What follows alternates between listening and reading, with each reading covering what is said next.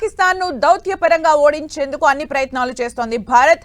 టెర్రరిజాన్ని పెంచి పోషిస్తున్న పాకిస్తాన్ కు ఆర్థిక సాయం అందకుండా అడుగులు వేస్తోంది. ఈ విషయంలో అంతర్జాతీయ సమాజాన్ని భారత్ ఏకం చేస్తోంది. పహల్గాం దాడికి పాకిస్తాన్ సీమాంతర ఉగ్రవాద కుట్రే కారణమంటోన్న భారత్ దాయాది గట్టిగా బుద్ధి చెప్పేందుకు కఠిన నిర్ణయాలు తీసుకుంటోంది.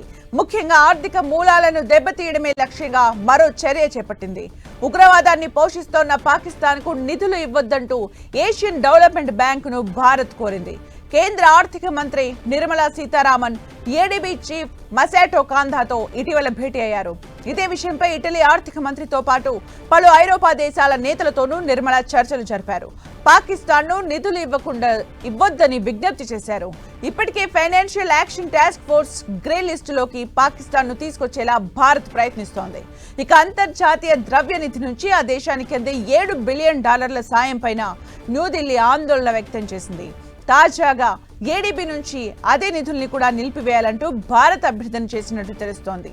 భారత్ అభ్యర్థనకు అంగీకరించి పాక్కు నిధులు ఆపేస్తే ఇప్పటికే ఆర్థికంగా చెతికిల పడిన దేశానికి ఇక చుక్కలే.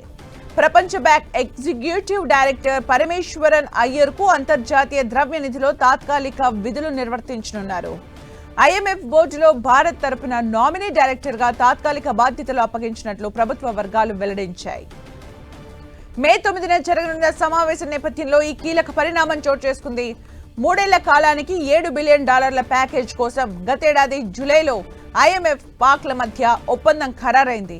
ఆ రోజున వివిధ అంశాలతో పాటు పాక్ బెయిల్ అవుట్ ప్యాకేజ్ పై సమీక్ష జరగనుంది.